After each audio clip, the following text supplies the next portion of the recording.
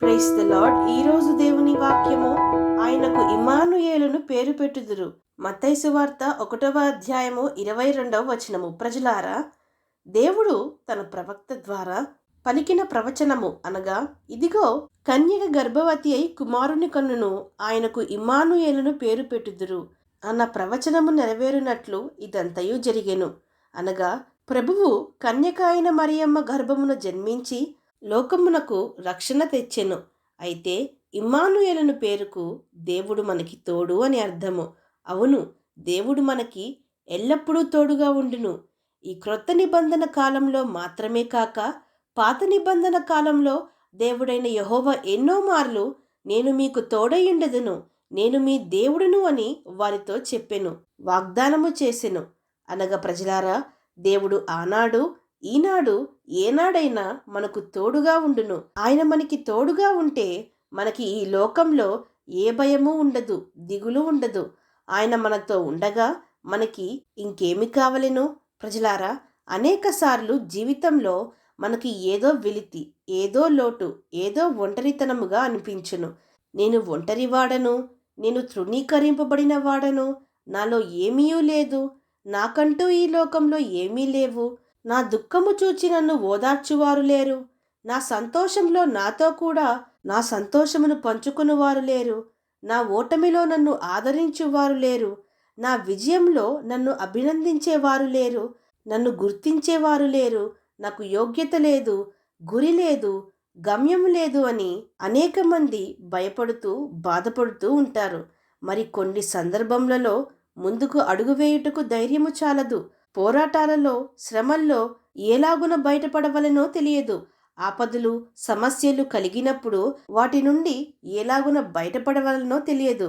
బంధకముల నుండి ఎలాగున బయటపడవలనో తెలియదు. కొన్నిసార్లు కన్నీరు ఏరులై పారును, కన్నీరే మనకు పానీయంగా మారును. అలాంటి పరిస్థితులు కూడా వచ్చును. ఒక సమస్యను ఎదుర్కొనలేము, ఒక శత్రువును ఎదుర్కొనలేము, ఒక అపవాదిని ఎదుర్కొనలేము, జయించలేము. ఏ సామర్థ్యము, ఏ శక్తి లేని వారంగా ఉంటాము, బలహీనులుగా ఉంటాము. మరి అప్పుడు ఎవరిని ఆశ్రయించుదుము? ఎవరిని బతిమాలుకొందుము? ఏ మనుష్యుని సహాయం అడుగుదుము? ఎవరు మన పగిలిన హృదయమును తిరిగి కట్టును? ఎవరు మన మనస్సులో ఉన్న లోటును తీర్చును? అయితే ఇమ్మానుయేలుగా ఈ సర్వమానవాళికి తోడుగా ఉన్న దేవుడు మనకి ఉన్నాడు. యేసుక్రీస్తు ప్రభువు మనకి ఉన్నాడు. ప్రతి అడుగులో, ప్రతి క్షణము, ప్రతి మాటలో, ప్రతి క్రియలో, ప్రతి పోరాటంలో, ప్రతి శోధనలో, ప్రతి ఎత్తుల్లో, ప్రతి లోతుల్లో, ప్రతి లోయల్లో తోడుగా ఉండి మనల్ని నడిపించే దేవుడు ఉన్నాడు.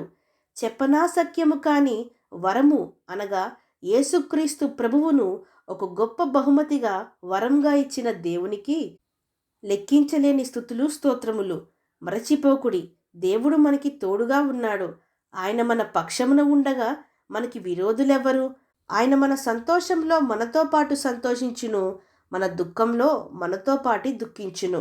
మనల్ని ఓదార్చి ఆ దుఃఖము నుండి లేవనెత్తును. మనల్ని చెయ్యి పట్టుకొని అంతము వరకు నడిపించును. అవును అన్నవారు నాతో పాటు ప్రార్థనలో ఏకీభవించండి. ప్రార్థన. పరిశుద్ధుడా, ప్రేమగల తండ్రి, ఈరోజు మీరిచ్చిన ఈ వాక్యమును బట్టి మీకు స్తోత్రములు. దేవా, మీకు ఎవరున్నారు? మీకు తోడు ఎవరు? మిమ్మను పట్టించుకునేది ఎవరు?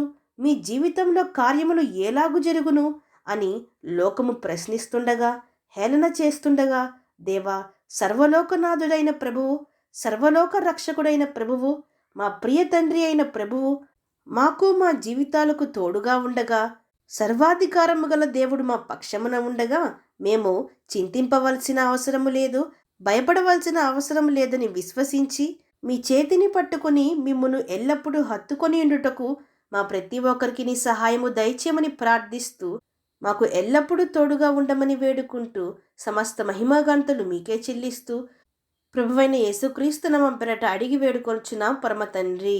ఆమేన్.